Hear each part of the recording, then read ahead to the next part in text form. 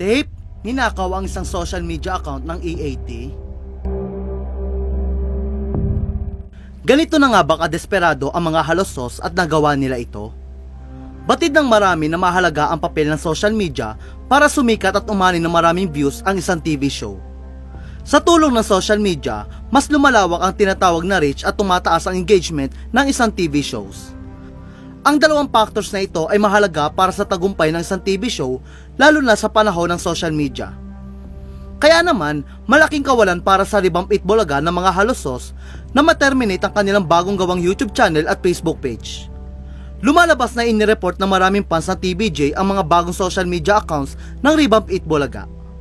Matatanda sa kasagsagan ng issue nila laban sa TVJ, hindi magamit ng tape ang lumang YouTube channel at Facebook page ng It Bulaga na may milyong-milyong subscriber at followers.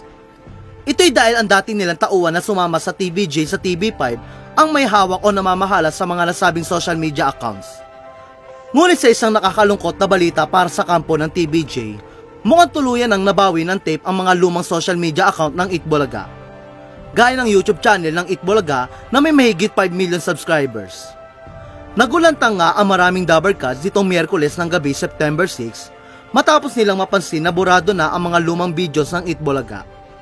Bukod dito, pinalitan na rin ang lumang logo ng It Bulaga na cover picture nito ng bagong logo ng Revamp It Bulaga.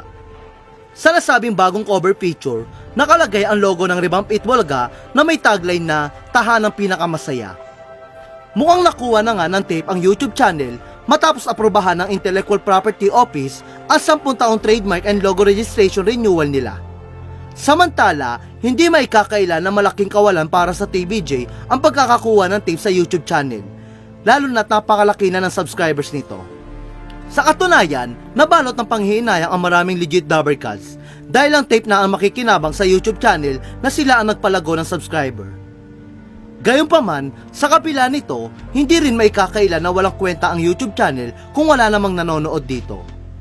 Posible rin mag-unsubscribe na ang mga subscriber ng YouTube channel na hindi malayong mga loyal at supporter ng TVJ at legit Dabarkads.